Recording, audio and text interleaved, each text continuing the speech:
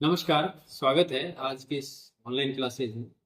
मैं महेंद्र बाना आपके लिए लेके आया हूँ एक टॉपिक, प्रैक्टिकली टॉपिक लेके आया हूँ गैल्वेनोमीटर, जो अपनी थ्योरी में भी है क्लास 12th बोर्ड के लिए, और जो नए जिज्ञासा रखने वाले विद्यार्थियों के लिए है कि ये किस प्रकार के टॉपिक है। केवल रटना ही नहीं है, उसको अपने को प्रैक्टिकली भी देखना है कि वास्तव में हम जो पढ़ने जा रहे हैं वास्तव में ऐसा कुछ है या नहीं है। तो चलो आज शुरू करते हैं। हमारा एक टॉपिक है मूविंग कॉइल गैल्वेनोमीटर, चल कुंडली धारामापी। धारामापी के बारे में एक पहले वीडियो बना चुका हूँ कि धारामापी कितने प्रकार के हैं, जिसमें एक चल कुंडली धारामापी भी है। और चल कुंडली धारामापी में भी हम ये पढ़ते हैं कि वेस्टर्न गैल्वेनोमीटर कैसा है या किलकित धारामापी कैसा है। एक गैल्वेनोमीटर होता है सस्पेंडेड कोइल गैल्वेनोमीटर, निलंबन कुंडली धारामापी। निलंबन कुंडली धारामापी में हम कुंडली को लटका देते हैं और उसमें एक मिरर लगा के डिफ्लेक्शन देखते हैं कि डिफ्लेक्शन कितना आया, या करंट फ्लो करने से उसमें डिफ्लेक्शन कितना आता है। आज हम प्रैक्टिकली और थ्योरेटिकली दोनों चीज देखने वाले हैं, जिसमें मेरे पास है वेस्टर्न गैल्वेनोमीटर। वेस्टर्न गैल्वेनोमीटर यानी किल की धारा मापी। अक्सर हम लैब में इस प्रकार के एपरेटस देखते हैं, और ये एपरेटस क्या है, थोड़े कन्वीनियंट है, सस्ते भी हैं, तो इसलिए हम ज़्यादातर यूज करते हैं। डीसी यानी डायरेक्ट करंट या डायरेक्ट वोल्टेज पे काम करने वाले ये सर्किट है। इसमें केवल जो सुई है वो जीरो पे रहती है। जीरो का मतलब नल डिफ्लेक्शन कंडीशन है। करंट जिस दिशा में भी जाता है केवल उसकी डायरेक्शन को शो करता है, ये एम्पलीट्यूड को शो नहीं कर रहा कि करंट कितना एम्पियर जा रहा है। इसलिए हम गैल्वेनोमीटर के बारे में स्टडी करने वाले हैं। हमारा टॉपिक जैसे थ्योरेटिकली हम पढ़ते हैं गैल्वेनोमीटर के बारे में। गैल्वेनोमीटर में हम देखते हैं कि हमारे पास दो बार मैग्नेट है। बार मैग्नेट में भी हॉर्स शू बार मैग्नेट है।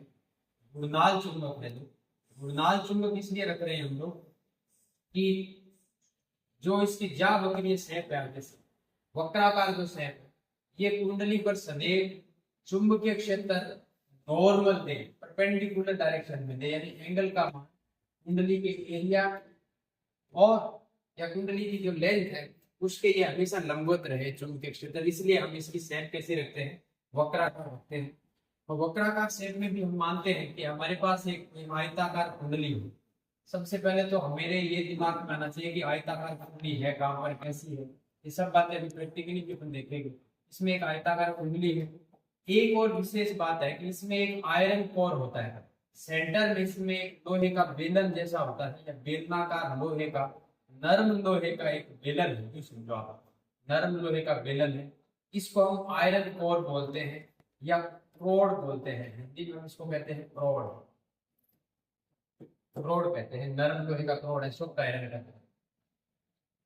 अब हम आगे बढ़ते हैं कि पिवोटेड कॉइल गैल्वेनोमीटर में हम क्या करते हैं, कॉइल को पिवोट कर देते हैं। पिवोट का मतलब है दो कील के बीच में, और इसको स्थिर कर देते हैं, टाइट कर देते हैं, जो अक्ष पर घूमती है या बुश पे ये घूमती रहती है।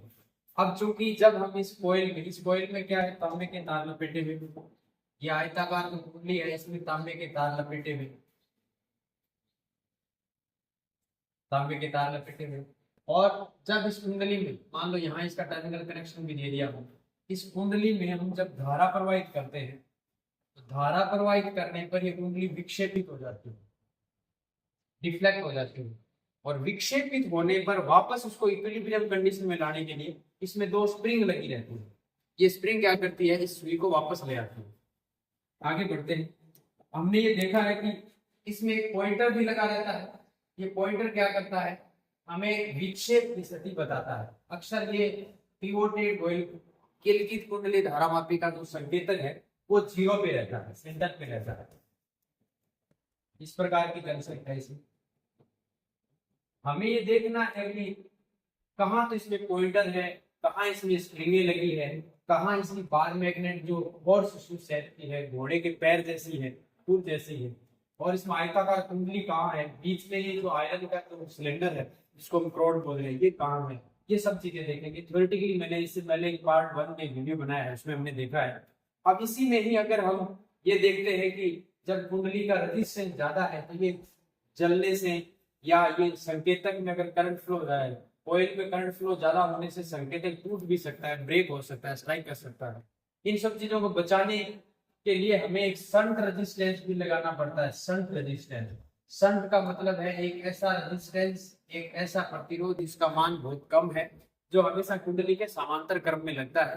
अक्सर हम टर्मिनल पॉइंट स्प्रिंग के साथ ही दे देते हैं बनाने में, मैन्युफैक्चरिंग में। तो ये जो स्प्रिंग है ये क्या काम करती है, स्प्रिंग इसको बैलेंस में लाने के लिए, कुंडली के संकेतक को वापस जीरो पे लाने का काम स्प्रिंग के द्वारा होता है। देखते हैं कि जो हॉर्स शू बार मैग्नेट है या हॉर्स शू मैग्नेट है, not bar magnet, horse shoe magnet है, घूर्णन चुंबक है, वो शेप ये है। कुंडली हमेशा इसके बीच घूमती है, इस शेप के बीच में।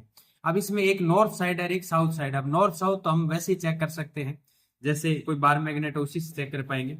अब इसके अंदर कोयल कहाँ है, कुंडली कहाँ रखी जाती है, क्या शेप है, ये वो आयताकार कुंडली है, ये वो आयताकार कुंडली है, रेक्टेंगुलर कोयल ये है। इस कुंडली पे ये तार लपेटे हुए हैं, तांबे के तार हैं, ये तांबे के तार, और ये एल्यूमिनियम का फ्रेम है, इसके ऊपर लपेट के इसको आयताकार शेप दे दी। क्योंकि तांबे के तार सॉफ्ट होते हैं, वो आयताकार शेप में रह नहीं पाते, इसलिए इसको एक फ्रेम दे दिया हमने एल्यूमिनियम का जो हल्का है, इसके ऊपर वायर लपेट दी है। और इसको पिवोट, यानी पिवोट का मतलब है किलकित, ये जो शेप है दोनों साइड में, ये दोनों जो शेप है, एक इधर ये कील जैसा, एक ये इधर, इसके ऊपर ये घूमती है कोयल, इसके ऊपर ये कोयल घूमती है, ऐसे ऐसे रोटेट करती है ऐसे। ये वाले दोनों शेप किलकित है, पिवोटर्स है। अब बीच में बात आती है ये कोयल रहती का, ये जो वायर जो मैंने लंबा कर रखा है, ये स्प्रिंग वाला वायर है, गोल्डन कलर का वायर, दोनों साइड में स्प्रिंग वाला वायर है। हालांकि ये खोलने के बाद ये सीधा हो गया। और ये वाला जो है सॉफ्ट आयरन का क्रोड, जिसको हम आयरन क्रोड कहते हैं, बेलनाकार क्रोड भी कहते हैं, ये नरम लोहे का बना हुआ है, इसके ऊपर ये कोयल रहती है, इसके ऊपर ये कोयल रहती है इस प्रकार। और इसको हम पिवोट करने के लिए ये पॉइंट दे रखे हैं इसमें, ये पॉइंट दे रखे हैं इसमें, ये अंदर के ये वाले पॉइंट, इसमें इसको हम पिवोट कर देते हैं। पिवोट का मतलब फिक्स कर देते हैं। आप ध्यान से देखोगे तो ये पिवोट्स इसके अंदर इस प्रकार से फिक्स होंगे ऐसे, और ये कॉइल इसके ऊपर घूमेगी, रोटेट करेगी ऐसे। तो अब थोड़ा सा हम इसका एक नया रूप और देखते हैं। ये तो मैंने इसकी इंटरनल स्ट्रक्चर बताई कि ये अंदर का आयरन कोर है, ये आयताकार कुंडली है, इस पे पॉइंटर जुड़ा रहता है, ये पॉइंटर है, ये पॉइंटर टूटा हुआ है, इस पे जुड़ा हुआ है। जैसे ये इसके अंदर जो पॉइंटर दिख रहा है, ये पॉइंटर कैसे घूमेगा अपने को पता है, ये पॉइंटर अपने को पता है, ये इस प्रकार अपने को डिफ्लेक्शन दे रहा है, ये डिफ्लेक्शन दे रहा है ऐसे। अभी एक साइड में डिफ्लेक्शन दे रहा है, अगर मैं इसकी पोलैरिटी चेंज कर दूं, पोलैरिटी चेंज करने का मतलब प्लस माइनस टर्मिनल चेंज कर दूं, डिफ्लेक्शन अपोजिट साइड में देने लग जाएगा। ये पॉइंटर इसका टूटा हुआ है, क्योंकि ये काफी दिनों से यूज कर रहे हैं बाहर इसको प्रैक्टिकल के रूप में, इसलिए टूट गया। आगे बढ़ते हैं। हमारे पास एक दूसरा प्रैक्टिकल, दूसरा गैल्वेनोमीटर और है जो हमने खोल रखा है, जो हमने खोल रखा है। इसमें ये उसकी स्केल है, इस पे हमें ये पॉइंटर था, इसका भी पॉइंटर टूटा हुआ है, ये वाला पॉइंटर, ये पॉइंटर हमेशा जीरो पे रहता है इनिशियल कंडीशन में, और डिफ्लेक्शन आता है तो डिफ्लेक्शन शो करता है। पॉइंटर टूट गया इसलिए इसकी बैलेंसिंग कंडीशन गायब हो रखी है। तो अपन देखते हैं कि ये गैल्वेनोमीटर है, इसमें ये दोनों टर्मिनल पॉइंट, ये टर्मिनल पॉइंट यही है, यहाँ जो अपन इलेक्ट्रिसिटी सप्लाई करते हैं, वोल्टेज सप्लाई करते हैं, वो वाली कंसेप्ट है। इसमें ये तो इसके हॉर्स शू थे सेम, ऐसा कैसा ही मैंने एक फिर से खोल लिया है। ये वो टर्मिनल है जिससे हम लोग करंट सप्लाई करते हैं। शंट की बात कर रहे हैं तो इन टर्मिनल के पैरेलल में ये शंट रेजिस्टेंस लगा है। अब हालांकि इन्होंने क्या है, कार्बन रेजिस्टेंस लगा दिया है। अक्सर हम लोग यहाँ पर यूज करते हैं कॉपर का एक वायर, मोटा वायर यूज कर लेते हैं जिसका रेजिस्टेंस बहुत कम होता है। हालांकि इन्होंने भी ये लो रेजिस्टेंस का कोई कार्बन रेजिस्टेंस लगाया है जिसकी वैल्यू बहुत कम है। ये इसलिए लगाया जाता है ताकि इसके अंदर जो ये कोयल है, जो ये वाली कोयल थी, इसका भी रेजिस्टेंस लगभग करीबन 50 से 100 ओम के बीच होता है, उसके मान को कम करने के लिए, ताकि ये हाई रेजिस्टेंस यानी ज्यादा रेजिस्टेंस होने से जले नहीं, खराब नहीं हो, और इसका पॉइंटर वो टूटे नहीं, तो हम इसके पैरेलल में शंट लगा देते हैं। हम चेक करते हैं ये कोयल कैसे घूमती है। यहाँ ये वाली कोयल है, आपको ध्यान से दिख रहा होगा ये। अब इसमें स्प्रिंग भी दिख रही होगी, यहाँ ब्राउन कलर की आपको शायद नहीं दिखे, मैं इसे स्प्रिंग के ये पेन टच करके बता रहा हूँ। ये वाली स्प्रिंग है जो इसको इसके पॉइंटर को बैलेंस में ला रही है। ये वही स्प्रिंग है जो ये वाला कलर है, ब्राउन कलर का वायर जो है, ये शायद दिख रहा होगा इसमें आपको। ये दोनों साइड में, इधर भी है और इस साइड में भी है स्प्रिंग। ये इसका पॉइंटर था, ये पॉइंटर डिफ्लेक्ट करेगा। कैसे डिफ्लेक्ट करेगा हम चेक करते हैं। हमने इसका कनेक्शन, आप ध्यान से देखो तो ये वाला पॉइंटर जो है यहाँ से जुड़ा हुआ है, ये वाला टर्मिनल पॉइंट ऊपर से जुड़ा है। इसका मतलब जो वायर है कोयल के, उसके टर्मिनल पॉइंट हमने बाहर ले लिए बड़े पॉइंट पर, ताकि ये डिफ्लेक्शन अच्छे से दे सके। करें शुरू, चलो शुरू करते हैं। ये इसका प्लस टर्मिनल है, ये इसका माइनस टर्मिनल। प्लस और माइनस, प्लस माइनस से तो फर्क क्या पड़ेगा, डिफ्लेक्शन तो गैल्वेनोमीटर एक साइड में देता है, एक जैसा ही देता है। ये मेरे पास एलिमिनेटर बैटरी है, ये हालांकि वोल्टेज तो ज़्यादा ही दे रही है, 2 वोल्टेज, 4, 6, 8, 10, 12 वोल्टेज तक का डीसी वोल्टेज दे रही है। ये ऑन ऑफ का इसका स्विच है। मैं ये प्लस पोलरिटी का, ये माइनस पोलरिटी का, जैसे इसमें ये पॉइंटर देता हूँ तो ये कोयल डिफ्लेक्ट करेगी, ये डिफ्लेक्ट कर रही है, ये देखो, आप ध्यान से देख रहे हो ये पॉइंटर किस प्रकार घूम रहा है। इसके अंदर कोयल है, उस पे एक टॉर्क लग रहा है, टॉर्क। ये इसका पॉइंटर था, ये राउंड कर रहा था, ये भी स्टक हुआ है कहीं।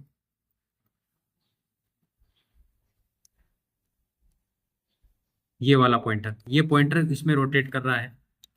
फिर से थोड़ा एक एक रीडिंग और ले लेते हैं इसकी, देख लेते हैं एक बार, एक ऑब्जर्वेशन और ट्राई करते हैं इसमें। यस, ये स्टक हो गया वापस कहीं।